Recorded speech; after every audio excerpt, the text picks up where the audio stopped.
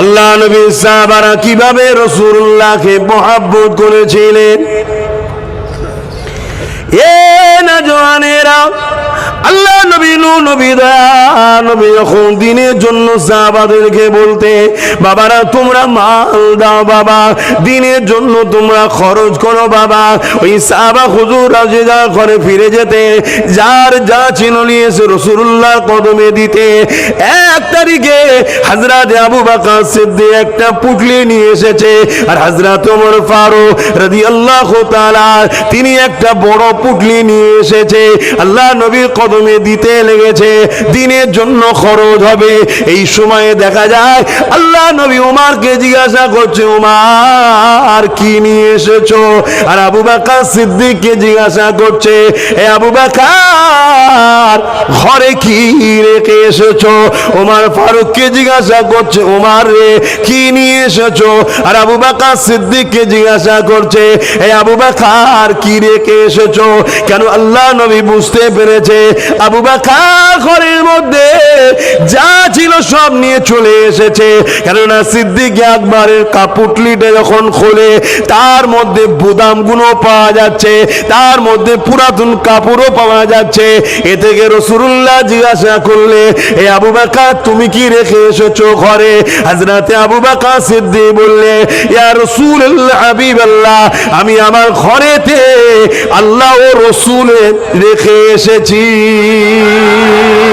এ যুবকেরা, তরুণেরা, আল্লাহ নবী এইভাবে মানুষের কাছে, সাহাবাদের কাছে দিনের জন্য যখন বলতেন, বাবারা দাও বাবা, কার কি রয়েছে দাও।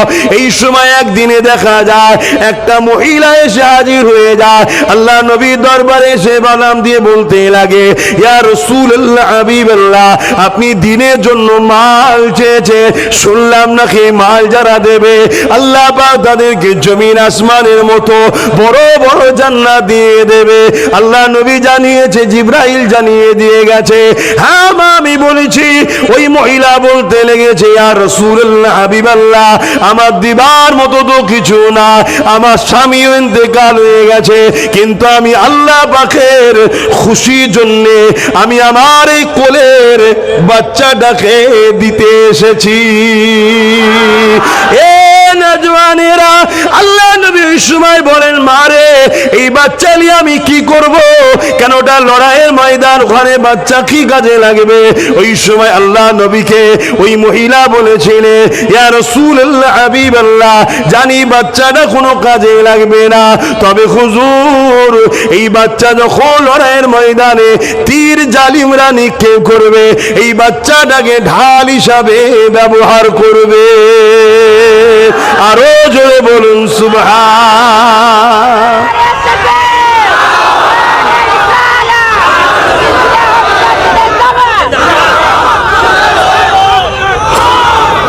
ইতিহাসে বাধা সাক্ষী দেয়, যুগে যুগে আমার রাসূলুল্লাহ যারা গোলাম হয়েছে, আল্লাহ তাদের দুনিয়াতে শুধু শানওয়ালা করেছে তা নয়, মানুষের কাছে শুধু সম্মানওয়ালা করেছে তা নয়। এ যুবকেরা, তরুণরা, বাবেরা, দুনিয়া যত মখলুক রয়েছে তাদের কাছেও শানওয়ালা করেছে। এই বিষয়ে একটা কথা আপনাদেরকে বলে দিয়ে যায়, আল্লাহ নবীর একজন খাদেম ছিলেন, যিনি রাসূলুল্লাহ দরবারে ঝাড়ু লাগাতে একদিন কোন সফরে রাস্তা হারিয়ে গিয়ে গভীর জঙ্গলের দিকে চলে যায়। এমন সময় এক অসুরবা গাল হা করে তাকে খাবার জন্য আগিয়ে আসতে লেগেছে। রাসূল পাক সাল্লাল্লাহু আলাইহি ওয়াসাল্লামের সাহাবীটা যখন বললে, এ জঙ্গলের বাঘরে, আমি মুহাম্মদ সাল্লাল্লাহু আলাইহি ওয়াসাল্লামের গোলাম, আমি খাদেম, তিনার দরবারে আমি ঝাড়ু লাগাই।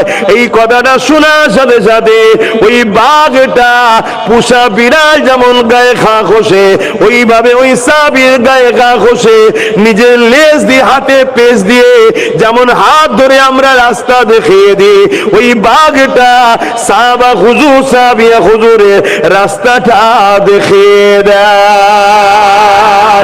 আরো জোরে বলুন সুবহান।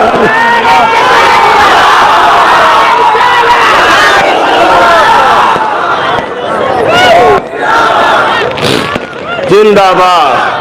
আজকে বলুন, তাহলে আজ যদি আমরা রাসূলুল্লাহর গোলাম হতে পারি, বোম্বাই হোক, দিল্লি হোক, সুরাট হোক, মিরাট হোক, পাঞ্জাব হোক, হরিয়ানা হোক, কাশ্মীর হোক, যাই হোক, যেখানেই থাকো তোমার টেনশনের কোনো ব্যাপার নয়, তোমার ঘাবড়াবার কোনো ব্যাপার নয়। কেন? তোমার হিফাজতের দায়িত্ব স্বয়ং আল্লাহ নেয়, যিনি আল্লাহ সৈয়ুল কদির, যিনি সর্বশক্তিমান একমাত্র। তিনি কে?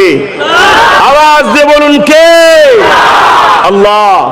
সেই আল্লাহ তোমার জিম্মালায় দায়িত্ব লাই, তোমার এত টেনশন তখন কিসের হবে? আর আজকে তুমি আমি টেনশন এত পড়ছি কেন? একটাই কারণ, রসুলকে ভালোবাসি, মুখে বলি, রসুলের সুন্নাহ, নবীর আদর্শ, নবীর জীবনী আমাদের মধ্যে থেকে অনেক দূরে সরে গেছে। আর এটা এমনি এমনি সরে যায়নি, আমাদেরকে দুই দিক থেকে রসুলকে সরানো হয়েছে। তথাকথিত এক ব্যক্তি, এক দল ব্যক্তি রসুল নিয়ে আমাদেরকে শিখাতে চায় না, জানাতে চায় না। আর আরেক দল যারা আমাদেরকে দুনিয়ায় লোভ লালসা, গান, ফাংশন, যাত্রা, জুয়া, সিনেমা, নানা রকম ঘুষ টুসের মধ্যে জড়িয়ে দিয়ে আমাদেরকে রসুল থেকে সরিয়ে দিচ্ছে। আমরা ভাবছি বেশ ভালোই হচ্ছে। না, আখিরাত তো অন্ধকার হচ্ছেই হচ্ছে, দুনিয়াও তোমার আমার বরবাদ হতে লেগেছে। এখনো সময় আছে, সামনে যতগুলো যুবক আছে যারা আমার কথা বুঝতে পারছেন, সবার উদ্দেশ্যে একটাই কথা, রাসূলুল্লাহর গোলাম হও, নবীর সুন্নতে জিন্দেগি করো, এই আদর্শ তৈরি করো, হিংসা বন্ধ করো, ভাইচারা তৈরি করো, মানব বন্ধন করো, প্রেম তৈরি করো, দেশকে হুব্বুল আতান, দেশকে ভালোবাসো, এগুলো আমাদের কালচারের জীবনের মধ্যে আনো। পাশাপাশি নামাজের সময় নামাজ, রোজার মাসে রোজা, মালদাররা হজ যাকাত এবং হালাল ইনকাম করো, হালাল খাও, বাচ্চা পরিবারকে হালাল খাওয়াও, তোমার পরিবার বাচ্চা আদর্শওয়ালা তৈরি হবে। এগুলো আমাদের জীবনে আনেন, তবেই কামিয়াবি হতে পারবেন, নচেত বরবাদ হয়ে যাবেন। ইতিহাসের কথা শুনেন, তারিখে হাদিসের মধ্যে আছে আল্লাহ নবীকে সাহাবা হুজুররা কিভাবে মহব্বত করেছিলেন। এ যুবকেরা, তরুণেরা, বাপেরা, আল্লাহ নবীর সাহাবারা নবী পাককে কিভাবে ভালোবেসেছিলেন। রোমের সম্রাট যখন আমার নবী পাকের সাহাবাদের মধ্যে থেকে এমন করে আমার নবী পাকে চিঠি পাঠিয়েছে, আল্লাহ নবী তিনার পক্ষ থেকে একটা দূতকে পাঠিয়েছে, একজন সাহাবা হুজুরকে পাঠিয়েছে। ওই সময় রোমের সম্রাট ওই সাহাবা হুজুরের জন্য সোনার সিংহাসন করে দিয়েছে, এবং যে রাস্তা দিয়ে যাবে ওই রাস্তার উপরে যেমন এখানে কার্পেট বিছিয়েছে, সেখানে রেশমের মখমল বিছিয়েছে। কেননা আল্লাহ নবীর অনুসরণ এমন করে দুধ আসতে লেগেছে। এ যুবকেরা, তরুণেরা, আল্লাহ নবীর সাহাবী যখন নামলেন, এই রেশমের কার্পেট দেখার পরে ওই হাত থেকে তরোয়ালকে বার করে এই রেশমের কার্পেটটাকে কেটে দিয়ে সাইডে সরিয়ে দিয়ে পাথরের ওপর দিয়ে হাঁটতে হাঁটতে যেতে লেগেছে। রোমের সম্রাট দেখতে লেগেছে যে মুহাম্মদ সাল্লাল্লাহু আলাইহি ওয়াসাল্লামের অনুসারী কি করতে লেগেছে।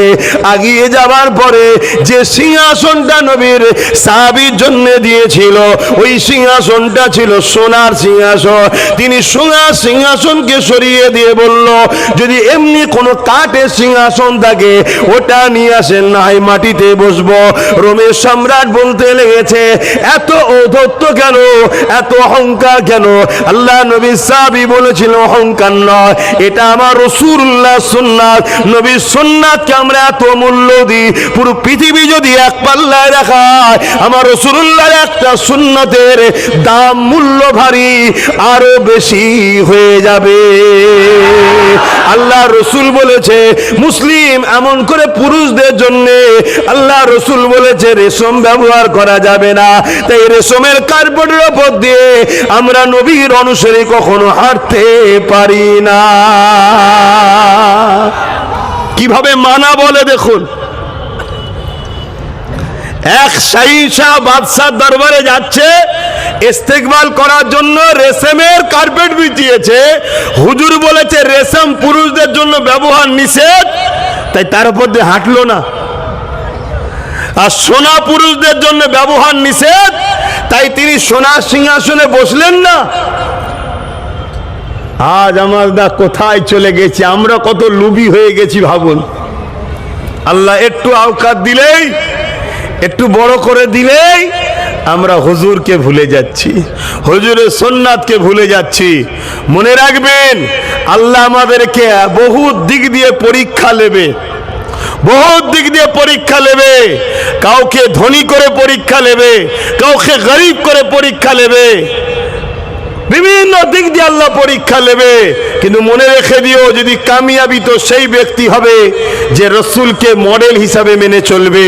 কেননা লাকাদ কানা লাকুম ফি রাসূলিল্লাহি উসওয়াতুন হাসানা, एक ही मॉडल हमारे लिए खुदा ने भेजे है, उस्वतुन हसना, सबसे अफजल मॉडल, आला मॉडल मोहम्मद अरबी सल्लल्लाहु अलैहि वसल्लम।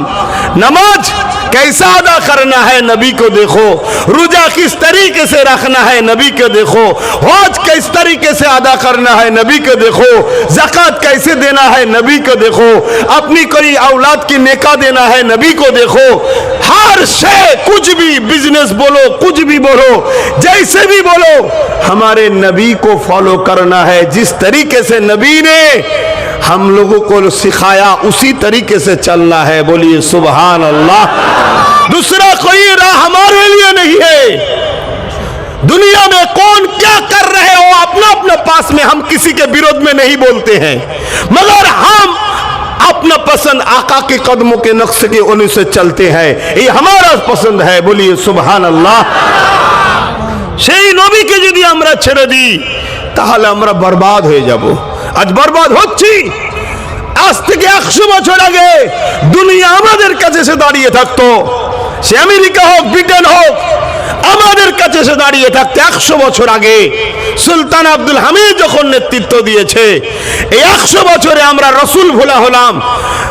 তাই আজকে দুনিয়া আমাদেরকে এমন একটা জায়গায় নিজে দাঁড় করিয়ে দিয়েছে, এ সমাজের মানুষ কুকুরকে খেতে দেয় তো মুসলমানকে আজকে আপ্যায়ন করে না। এর একটাই কারণ, আমরা মুহাম্মদ সাল্লাল্লাহু আলাইহি ওয়াসাল্লামকে ছেড়ে দিয়েছি, অন্য কোনো কারণ নয়। এখনো সময় আছে, হুজুরের সঙ্গে কানেকশন জুড়ুন, হুজুরকে মোহাব্বত করুন, হুজুরকে পিয়ার করুন, হুজুরের নকশা কদমে চলুন, হুজুরকে মোহাব্বত যেভাবে সাহাবারা করেছে ওইভাবে মোহাব্বত করুন। বড় মসজিদ আমাদের বেড়েছে, বড় বড় দাড়ি টুপি বেড়েছে, মাদ্রাসাও বেড়েছে, কিন্তু জিল্লাতটাও আমাদের উপরে বেড়েছে, ঠিক না বেঠিক? এর কারণ একটাই, সব আছে, হুব্বে রাসূল নাই, হুজুরের ইশক নাই, হুজুরের আদব নাই, হুজুরকে আমরা চিনতে ভুলে গেছি।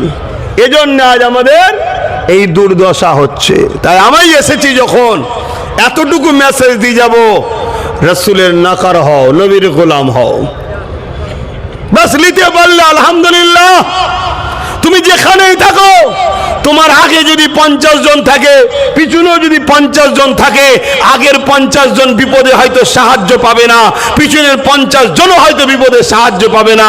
তুমি যদি বিছখানে একা মুহাম্মদ আরবির গোলাম থাকো, তোমার যখন বাড়ি আসবে কোনো না কোনো বাহানায় আল্লাহ তোমাকে জালিমের হাত থেকে বাঁচিয়ে দেবে। জোরে বলুন সুবহানাল্লাহ। এটাই তো ঈমান, এটাই তো মুহাম্মদ সাল্লাল্লাহু আলাইহি ওয়াসাল্লামের মহব্বত করার ফজিলত ও পাওয়ার। দাজ আমাদের কি অবস্থা। আসেন বাবের আলোচনা করি, আল্লাহ নবীকে সাহাবা হুজুররা কিভাবে মহব্বত করেছে, আল্লাহ নবীকে সাহাবা হুজুররা কিভাবে পেয়ার করেছে। এ নওজওয়ানেরা, সাহাবা হুজুরদের মধ্যে থেকে হযরত সিদ্দিক আকবর রাদিয়াল্লাহু তাআলা, তিনি আমার নবী পাককে কত মহব্বত করেছিলেন, কত পেয়ার করেছিলেন। আল্লাহ নবী, নূর নবী, দয়ার নবী একদিন বলেছিল, এ আবু বকর, আল্লাহ পাক চাইলে একদিন হয়তো তুমি আমার সঙ্গে হিজরত করে ইয়াসরিফে যাবে। এই কথাটুকু শুধু একবার বলেছে, কবে যাবে বলে না। সেই দিন থেকে নিয়ে আবু বকর সিদ্দিক 6 মাস রাত জেগে আমার রাসূলুল্লাহর জন্য নিজের ঘরে রাত জেগে দাঁড়িয়ে থাকতে, না জানি কবে কোন দিন এসে যাবে। আল্লাহ নবীকে যখন দুবার ডাকতে না হয়, মুহাব্বত কাকে বলে দেখে, এ যুবকেরা, তরুণেরা, বাপেরা, শুধু এটা নয়, আজ আমাদের কাছে সব থেকে প্রিয় জিনিস যেটা, তারও উদাহরণ দিয়ে বলছি। আজ আমাদের কাছে সব থেকে প্রিয় জিনিস হয়েছে ধন দৌলত। আজ যেটা আমাদের কাছে সব থেকে বড় প্রিয়, অর্থ। অর্থ আজ আমাদের কাছে বড় প্রিয় হয়ে দাঁড়িয়েছে। সেই জমানাতে সিদ্দিক আকবর আমার रसूल पाक सल्लल्लाहु अलैहि वसल्लम के कदमों पे 400 करोड़ रुपया तब दान किए थे। तब, आज की बात नहीं बोल रहे, तब 400 करोड़ रुपया दान किए थे, दीन के लिए, गरीब के लिए, इंसानियत के लिए। তাহলে ভাবুন, আজকে আমরা সেই টাকার পিছনে এমন ময়ায় পড়ে গেছি। আল্লাহ অনেক সুখে শান্তিতে রেখেছে, কিন্তু আমরা কম্পিটিশনের মধ্যে যাচ্ছি, ডবল করার নেশায় সুদে পর্যন্ত লাগিয়ে দিচ্ছি। যে সুদ এত বড় হারাম, আল্লাহ মাফ করুক, কাবা শরীফের সামনে, আর বেশি বলতে পারছি না, নিজের মায়ের সঙ্গে শারীরিক রিলেশন করলে যে পাপ হয়, সুদ খাওয়া ওই পাপ সমতুল্য। আজকে মুসলমানের ঘরের ছেলে সুদের মধ্যে ঢুকে যাচ্ছে, আর এটা ঢুকানো হচ্ছে কেন? তুমি আমি যদি সুদের মধ্যে না ঢুকি, তো তোমাকে আমাকে মিটাতে যারা চাইছে মিটাতেও পারবে না। কিন্তু তোমার আমার খেয়ালই নাই, তুমি আমি ভাবছি এর মধ্যে যাই, ফ্যাসিলিটি আছে না। মনে রাখবেন, একটা উদাহরণ দিয়ে বলছি, বছরে দেখবেন কুকুরের 7-8টা বাচ্চা হয়, কিন্তু দিনের শেষে ঘুরে দেখবেন কুকুরের বাচ্চা খুঁজে পাওয়া যায় না। কিন্তু বছরে একটাই বাচ্চা হয় গরু খাসির, সেগুলো কিন্তু দেখবেন চারিদিকে অনেক পাওয়া যায়। কেন? এরা হালাল, ওটা হারাম। হালালে বরকত হয়, হারামে বরকত হয় না, এটা মাথায় রাখবেন। আল্লাহ নবী সাহাবারা কিভাবে রাসূলুল্লাহকে মহব্বত করেছিলেন। এ নওজওয়ানেরা, আল্লাহ নবী নবী যখন দিনের জন্য সাহাবাদেরকে বলতে, বাবারা তোমরা মাল দাও বাবা, দিনের জন্য তোমরা খরচ করো বাবা। ওই সাহাবা হুজুররা যে যা ঘরে ফিরে যেতে, যার যা ছিল নিয়ে এসে রাসূলুল্লাহ কদমে দিতে। 1 তারিখে হযরত আবু বকর সিদ্দিক একটা পুটলি নিয়ে এসেছে, আর হযরত ওমর ফারুক রাদিয়াল্লাহু তাআলা তিনি একটা বড় পুটলি নিয়ে এসেছে। আল্লাহ নবী কদমে দিতে লেগেছে, দিনের জন্য খরচ হবে। এই সময়ে দেখা যায় আল্লাহ নবী উমারকে জিজ্ঞাসা করছে, উমার কি নিয়ে এসেছো? আর আবু বকর সিদ্দিককে জিজ্ঞাসা করছে, এ আবু বকর ঘরে কি রেখে এসেছো? উমার ফারুককে জিজ্ঞাসা করছে, উমার রে কি নিয়ে এসেছো? আর আবু বকর সিদ্দিককে জিজ্ঞাসা করছে, এ আবু বকর কি রেখে এসেছো? কেন? আল্লাহ নবী বুঝতে পেরেছে আবু বকর ঘরের মধ্যে যা ছিল সব নিয়ে চলে এসেছে। কেননা সিদ্দিক আকবরের কাপুটলিটা যখন খোলে, তার মধ্যে বুদামগুলো পাওয়া যাচ্ছে, তার মধ্যে পুরাতন কাপড়ও পাওয়া যাচ্ছে। এ থেকে রাসূলুল্লাহ জিজ্ঞাসা করলে, এ আবু বকর তুমি কি রেখে এসেছো ঘরে? হযরতে আবু বকর সিদ্দিক বললে, ইয়া রাসূলুল্লাহ হাবিবাল্লাহ, আমি আমার ঘরেতে আল্লাহ ও রাসূলের রেখে এসেছি। এ যুবকেরা, তরুণেরা, আল্লাহ নবী এইভাবে মানুষের কাছে, সাহাবাদের কাছে দিনের জন্য যখন বলতেন, বাবারা দাও বাবা, কার কি রয়েছে দাও। এই সময় একদিনে দেখা যায় একটা মহিলা এসে হাজির হয়ে যায়, আল্লাহ নবীর দরবারে এসে বাদাম দিয়ে বলতে লাগে, ইয়া রাসূলুল্লাহ হাবিবাল্লাহ, আপনি দিনের জন্য মাল চেয়েছে, শুনলাম নাকি মাল যারা দেবে আল্লাহ পাক তাদেরকে জমিন আসমানের মতো বড় বড় জান্নাত দিয়ে দেবে। আল্লাহ নবী জানিয়েছে, জিবরাইল জানিয়ে দিয়ে গেছে। হ্যাঁ আমি বলেছি। ওই মহিলা বলতে লেগেছে, ইয়া রাসূলুল্লাহ হাবিবাল্লাহ, আমার দিবার মতো তো কিছু না, আমার স্বামীও ইন্তেকাল হয়ে গেছে, কিন্তু আমি আল্লাহ পাকের খুশির জন্য আমি আমার এই কোলের বাচ্চাটাকে দিতে এসেছি। এ নওজওয়ানেরা, আল্লাহ নবী ওই সময় বলেন, মারে এই বাচ্চা নিয়ে আমি কি করব, কেন ওটা লড়াইয়ের ময়দান, ওখানে বাচ্চা কি কাজে লাগবে। ওই সময় আল্লাহ নবীকে ওই মহিলা বলেছিলেন, ইয়া রাসূলুল্লাহ হাবিবাল্লাহ, জানি বাচ্চাটা কোনো কাজে লাগবে না, তবে হুজুর এই বাচ্চা যখন লড়াইয়ের ময়দানে তীর জালিমরা নিক্ষেপ করবে, এই বাচ্চাটাকে ঢাল হিসাবে ব্যবহার করবে। আরো জোরে বলুন সুবহান।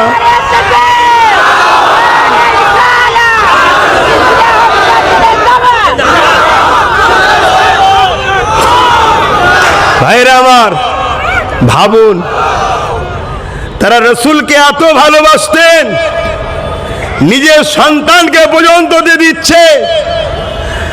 আর আজকে আমার রাসূলুল্লাহর খাতিরে আল্লাহ হালাল খাওয়াচ্ছে, হালাল খান, হারাম খাবেন না, হারামকে ত্যাগ আমরা করতে পারছি না। আমরা রাসূলুল্লাহর খাতিরে আল্লাহর 5 ওয়াক্ত নামাজকে যে রাসূল পছন্দ করেছেন, আমরা সেটাই আদায় করতে পারছি না। এর কারণ একটাই, আমাদের দিলে প্রকৃত মহাব্বতের কমতি হয়েছে, ঘাটতি পড়েছে। বড় সমস্যা, কথা বললেন। এইগুলো আমাদেরকে বুঝতে হবে।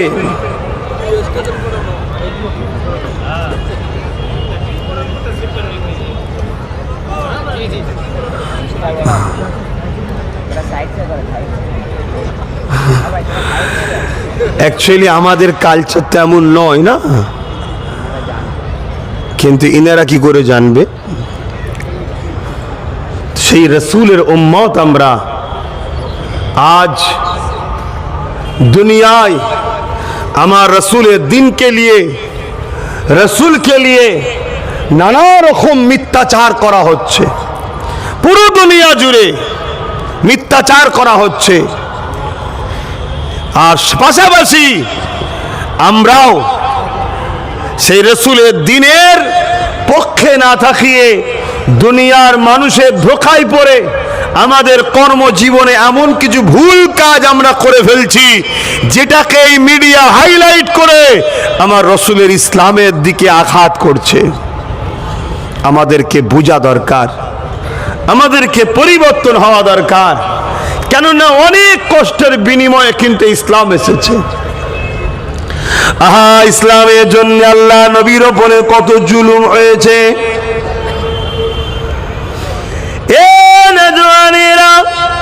আল্লাহ নবীকে আবু জেহেল বারবার জুলুম করেছে, অত্যাচার করেছে।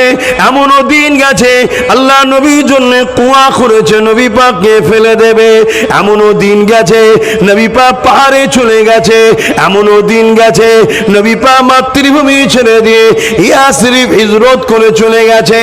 এ যুবকেরা, তরুণেরা, আবু জেহেল আমার রাসূলুল্লাহকে বারবার অপমান করতে চেয়েছে, কিন্তু মনে রাখবে আল্লাহ পাক আমার নবী পাককে এত শানওয়ালা করেছে।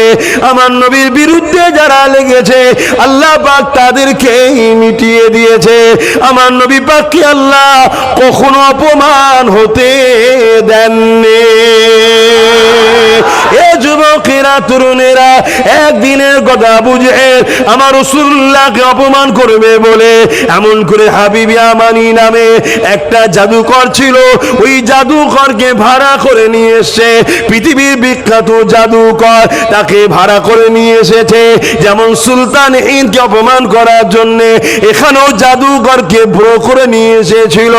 এ যুবকেরা, আবু জেহেল এমন করে হাবিব ইয়ামানিকে ভাড়া করে নিয়ে এসেছে আল্লাহ নবীকে অপমান অপদস্থ করবে বলে। কিন্তু হাবিব ইয়ামানি যখন আমার রাসূলুল্লাহর সঙ্গে কথা বলতে গেলেন, আবু কুবাইস পারে দাঁড়ে রাসূলুল্লাহ হাঁটাহাঁটি করতেছিল, আর চাঁদনি রাত উঠেছিল, চাঁদ আকাশে উঠেছে। এই সময় দেখা যায় হাবিব ইয়ামানি আল্লাহ নবীর সঙ্গে কথা বলতে লেগেছে। আল্লাহ নবীকে জিজ্ঞাসা করতে লেগেছে, আপনি নাকি নবী দাবি করেছে? আল্লাহ নবী জানিয়ে দিলে, আমি নবী দাবি করিনি, আমার আল্লাহ আমাকে রসুল করে পাঠিয়েছে।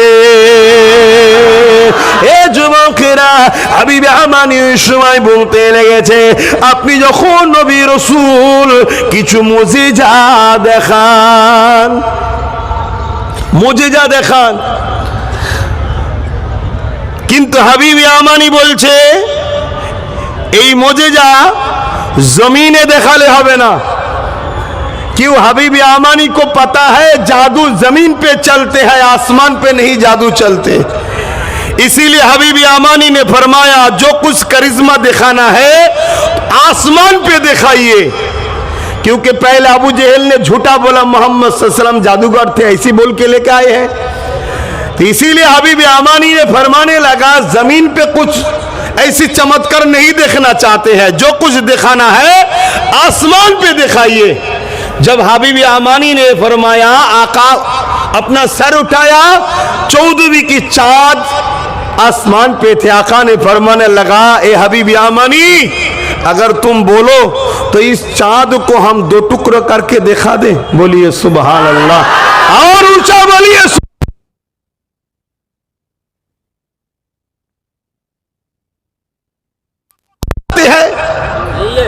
कोई है एक उंगली के इशारे से दुनिया का हर इंसान खड़े होके एक चांद को, एक सितारों को अगर उंगली के इशारा करके बोले थोड़ा सा हट जाओ, थोड़ा सा हट जाओ, दुनिया का हर इंसान बोले चांद भी नहीं हटेगा, सूरज भी नहीं हटेगा, तारा भी, सितारे भी नहीं हटेंगे, मगर मेरे आका जब उंगली का इशारा किए हैं चांद खुद अपने आप 2 टुकड़ा हो गए। बोलिए सुभान अल्लाह, और ऊंचा बोलिए सुभान अल्लाह, हाथ उठा के बोलिए लब्बैक लब्बैक या रसूल अल्लाह, लब्बैक लब्बैक लब्बैक लब्बैक।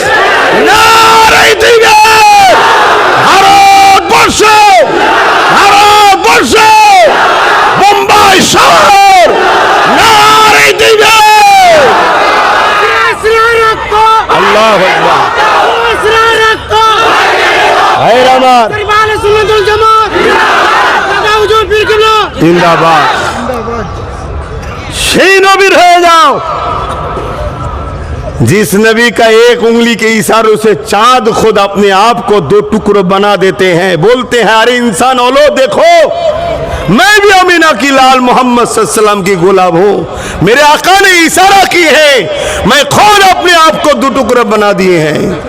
तुम क्यों नहीं कर सकते हो अपने हबीब के लिए अपना कुर्बानी क्यों नहीं दे सकते हो? ये हमारे नबी का शान है। এটা আমার নবীর শান, এটা আমার নবীর মর্যাদা। আমার নবীর হয়ে যাও। আমার নবীর যে হবে দুনিয়ায় কারো পিছনে ছুটতে থাকে, জোরে বলো, আজি নবীর না হও দুনিয়ায় সবার পিছনে ছুটবে, সবাই তোমাকে লাথি মারবে, কিন্তু কেউ দুনিয়ায় তোমাকে প্রকৃত আপন বানাবে না। না দুনিয়ার হতে পারবে না আখিরাতের হতে পারবে, এটা তোমাদেরকে মাথায় রাখা দরকার। ভাইজান জি কথা বলছিলাম, আমার রাসূল পাক সাল্লাল্লাহু আলাইহি ওয়াসাল্লাম তিনাকে আল্লাহ এত শান দিয়েছে। আরে দোনো জাহানের সুলতান আমার নবী, সেই নবীর হও, আল্লাহ তোমাকেও দুনিয়াতে তাজ ও তখ্ত দান করবে। জোরে বলুন সুবহানাল্লাহ। আমরা নবী ছেড়ে দিয়েছি বলেই তো আজ সব আমাদের হাত থেকে ফসকে যাচ্ছে। তা হাবিব আমানি আমার নবী পাক সাল্লাল্লাহু আলাইহি ওয়াসাল্লামের এই চাঁদ 2 টুকরো দেখে তিনি অবাক হয়ে গেলেন, চোখে পানি এসে গেছে। যারে मोहम्मद सल्लल्लाहु अलैहि वसल्लम तो कोनो जादूगर नয়, अगर जादूगर होते तो आसमान में राज नहीं चलते। जादूगर तो दुनिया में जादू दिखाते हैं। तो এই জন্য হাবিব আমানি বুঝতে পেরেছে যে ইনি বেশক আখরি নবী, কিন্তু তখনও কলমা পড়ে নেই, ঈমান আনে নেই। কিন্তু হাবিবে আমানি আরো 2 কদম আগিয়ে এসে আমার রসুলকে জিজ্ঞেস করছে, মন দিয়ে শোনো যুবক, আমার রসুলকে জিজ্ঞেস করছে, হুজুর আরেকটা কথা আপনার কাছে জানতে চাই। কি বলো? मेरे दिल में एक सवाल है, क्या आप बोल सकते हैं? কি বলছে? আমার দিলের মধ্যে একটা কথা আছে, প্রশ্ন আছে, এটা দুঃখ আছে, এটা গাম আছে, আপনি কি বলতে পারবেন? আল্লাহ নবী বলছে, হাবিবি আমানি, তোমার একটা কন্যা সন্তান আছে 8-9 বছর বয়স, যে জন্মগত প্যারালাইসিস, এটা নিয়ে তুমি বড় চিন্তিত আছে, এটাই তোমার দিলে আছে। জোরে বলুন সুবহানাল্লাহ, আরো জোরে বলুন। আজকে তো আল্লাহু আকবার, আর আজকে তো কেউ আমাদেরকে শোনাই নবী নাকি দিলের খবর জানে না। তাহলে কোথায় গুমরাহি হচ্ছে আমরা বুঝতে পারছো? নামে তো মুসলমান কোটি কোটি, হাকিকাতে ইমানদার কটা। এজন্যই তো মার খাচ্ছি। হুজুরকে যথাযথ মর্যাদা করো, হুজুরকে যথাযথ আদব করো, হুজুরকে যে শান আল্লাহ দিয়েছে সেই শানের এহতেরাম করো, হুজুরকে প্যার করো, তবে তো তোমাকে আল্লাহ কবুল করবে। এই কথা শুনে হাবিবে আমানি চোখ দিয়ে পানি গড়াচ্ছে, তখনও কিন্তু ঈমান আনেনি। হাবিবে আমানি রওনা দিয়েছে, ঘরে চলে যাচ্ছে, অনেক রাস্তা অতিক্রম করে ঘরে গেছে। কি বলবো তো না অসুবিধা হচ্ছে? শুনতে চাইছেন তো?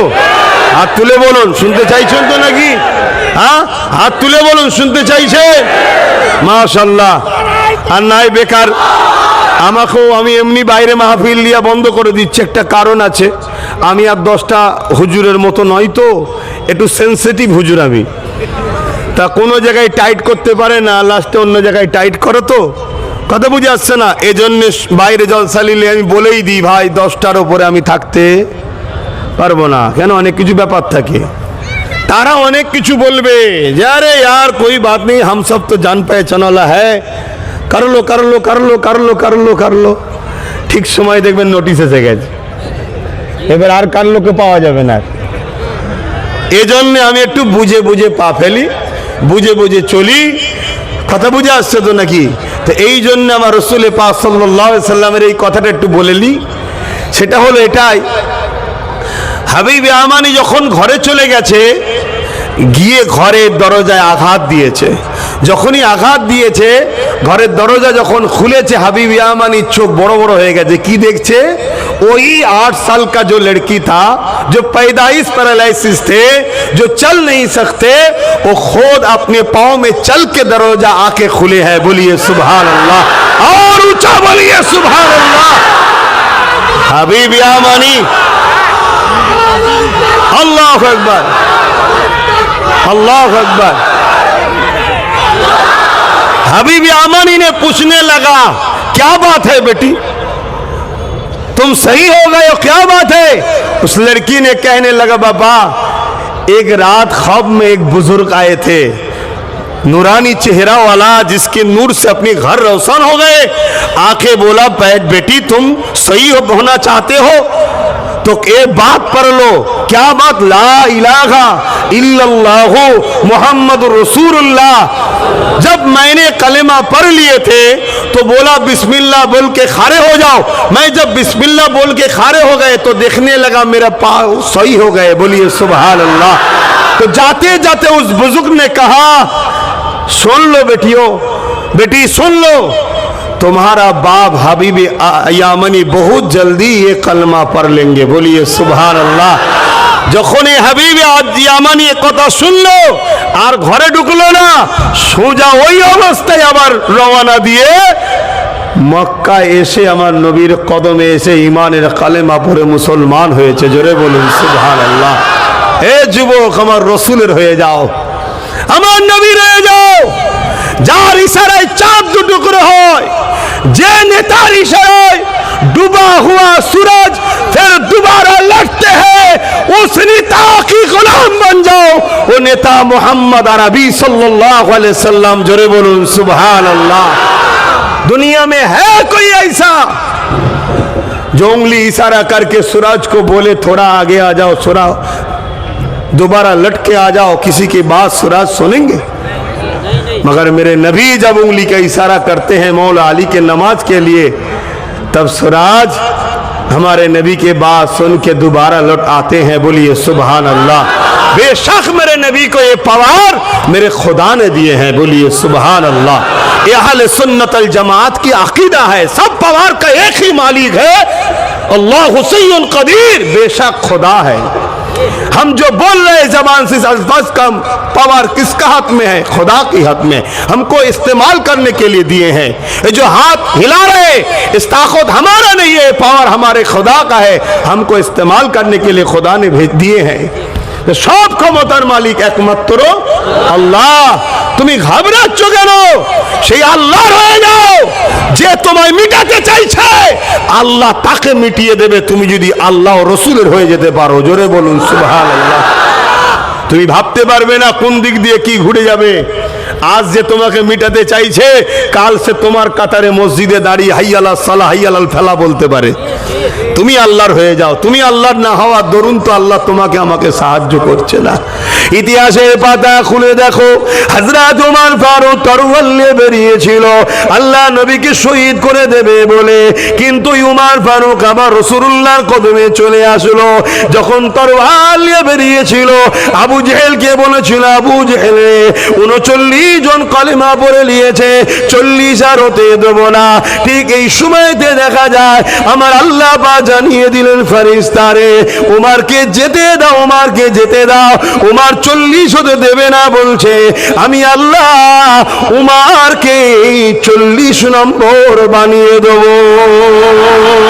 আরো জোরে বলুন সুবহান।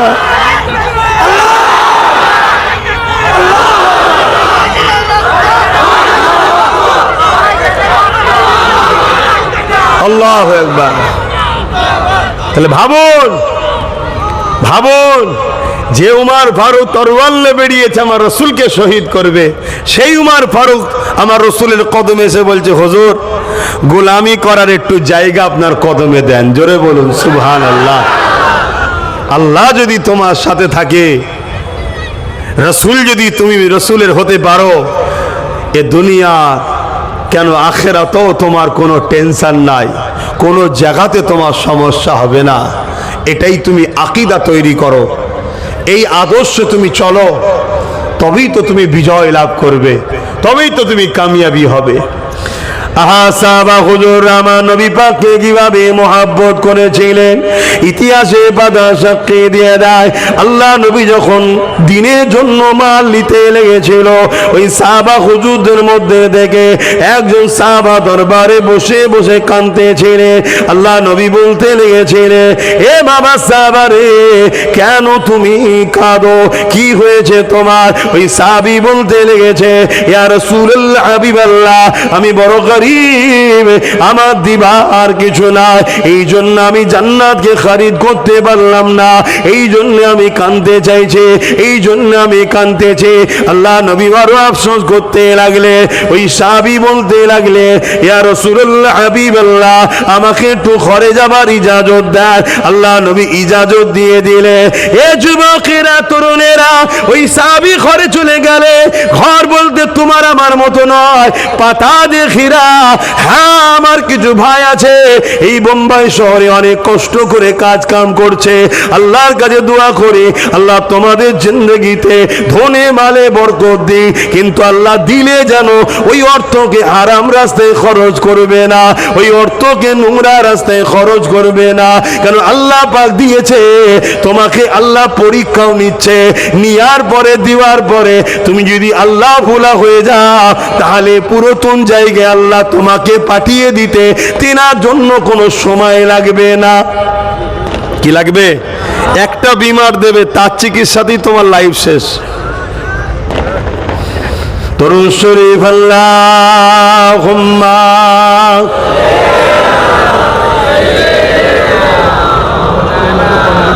আচ্ছা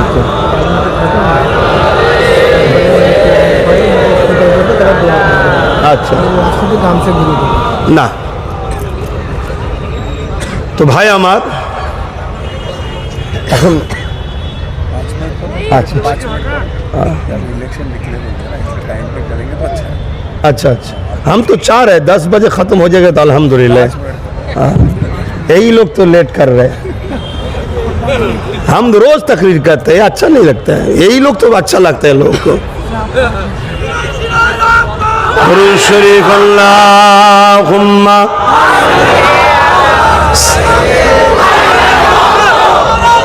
আল্লাহ। এই স্লোগানটা এত ফেমাস হয়েছে, আস্তে আল্লাহ। শোনো শোনো, সময় কম। আমি প্রথমেই বলেছি ভাইয়েরা বড় কষ্ট করে করে, প্রতি বছরে যাতে হয় এটাও মাথায় রাখতে হবে। কথা বুঝলেন? শোনো মন দিয়ে। রিসেন্ট দেখছিলাম কোন এক জায়গা থেকে কোনো খেলোয়াড় এসছে, তাকেও দেখে এই স্লোগান দিচ্ছে। তো ভাইজানকে ধার এখন সবাইকেই করতে হচ্ছে। আলহামদুলিল্লাহ বলো। আমি মানুষ ছোট হতে পারে, এটাই তো আমিন আল্লাহর গোলামির ফল। কোথা থেকে কোথায় পৌঁছাবে তুমি বুঝতে পারবে না যদি রসুলের গোলাম তুমি হও। বুঝতে পারছো? एक मैं नहीं उन पर कुर्बान जमाना है। और ऊंचा बोलिए सुभान अल्लाह। एक मैं ही नहीं, हर कुछ मेरे आका की ऊपर कुर्बान फिदा है। बोलिए सुभान अल्लाह। एक मैं ही नहीं उन पर कुर्बान जमाना है। एक मैं ही नहीं उन पर कुर्बान जमाना है। एक मैं ही नहीं उन पर कुर्बान जमाना है। जो रब दो आलम का, जो रब दो आलम का महबूब यगाना है। एक मैं नहीं उन पर कुर्बान जमाना है। कल्बुल से जिसने हमें खुद ही पार लगाना है। कल पुल से जिसने हमें खुद ही पार लगाना है। जहरा का वो बाबा है, हसनैन का नाना है। जहरा का वो बाबा है, हसनैन का नाना है। एक मैं ही नहीं उन पर कुर्बान जमाना है। आओ दरे जहर पर फैली हुई दामन,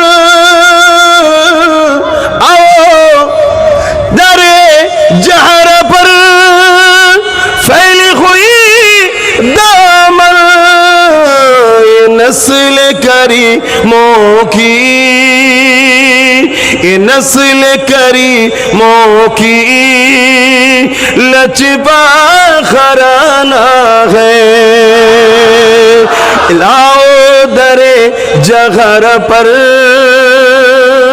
इलच पर घराना है।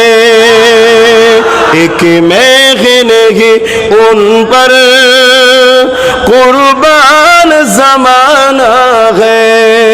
जो रब दो आलम का, जो रब दो आलम का महबूब यगाना है। अल्लाहुम्मा सल्ली अला। जबान खुले সকলে পড়েন ওয়ালা আলি